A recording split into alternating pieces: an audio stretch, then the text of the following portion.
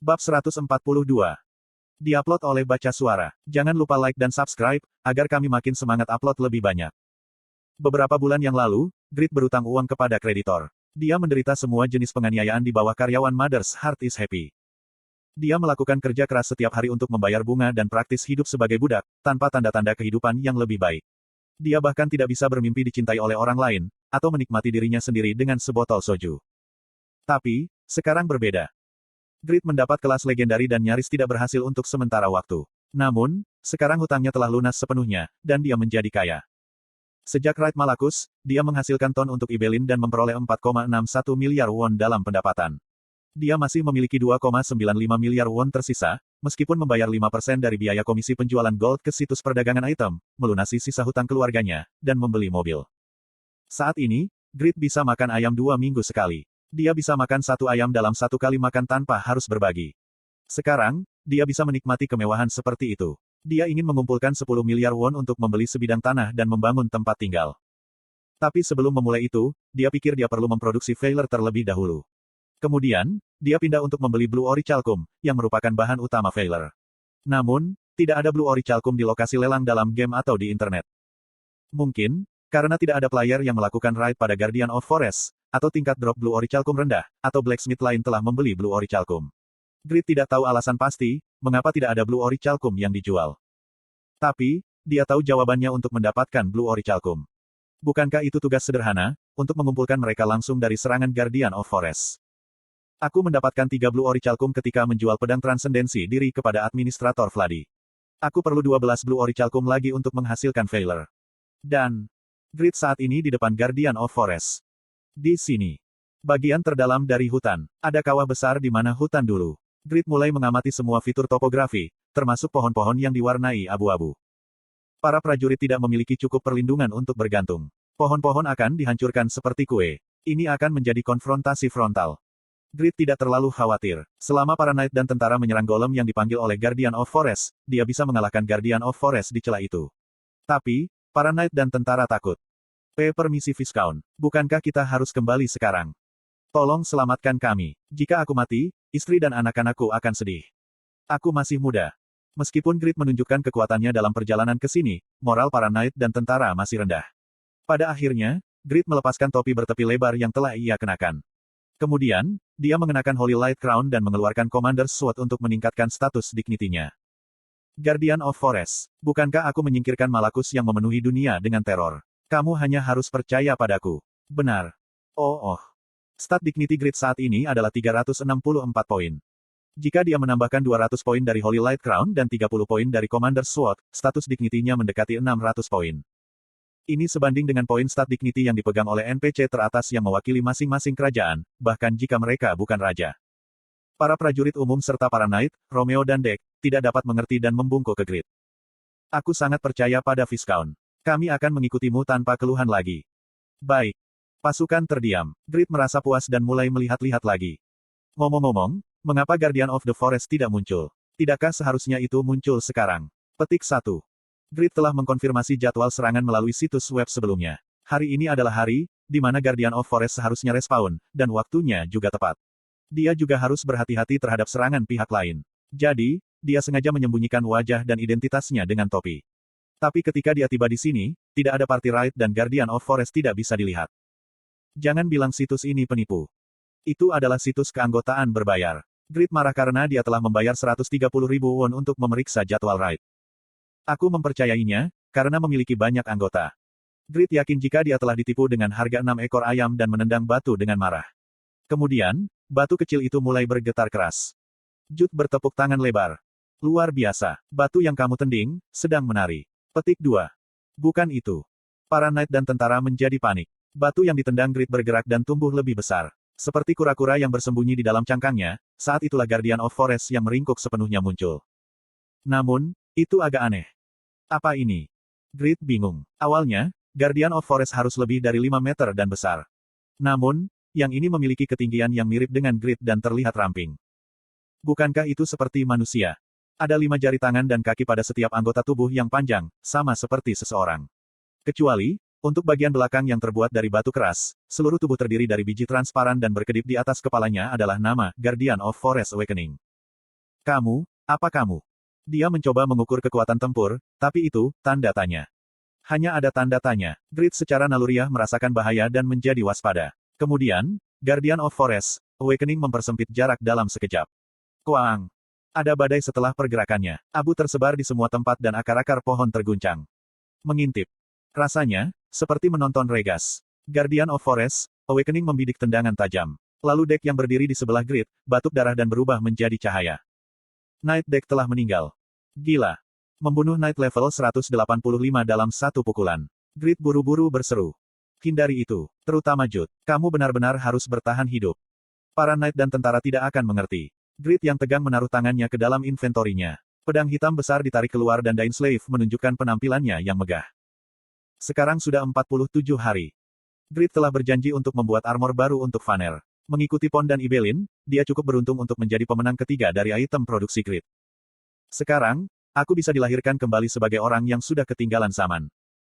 Ketika dipersenjatai dengan armor diperkuat yang diproduksi Grid, defense-nya akan cukup dan dia bisa mengamuk. Vanner sangat senang. Itu tidak berlebihan untuk memanggilnya orang yang paling senang di dunia. Tapi apa ini? Suatu hal yang aneh terjadi. Grid meninggalkan produksi armor untuk sebuah quest. Lalu, tidak ada berita. Konten iklan. Sejak hari itu, waktu penantian dimulai. Vanner menunggu setiap hari, agar Grid kembali. 2 minggu berlalu dan dia menunggu tanpa batas. Setiap kali dia berjalan di jalan, dia dengan panik akan mencari, jika dia mendengar kata. Jika dia melihat seorang pria Asia, dia akan berpikir itu adalah Grid. Grid tidak kembali sampai sebulan dan 2 minggu kemudian. Vanner tidak dapat menghubungi Grid, karena obrolan Guild dan Whisper diblokir. Itu sudah cukup untuk membuat Vanner mengutuk. Dia jujur tidak tahu, berapa kali dia menghina Grid. Tapi ketika dia menunggu Grid, Vanner jatuh cinta. Lalu 4 hari yang lalu.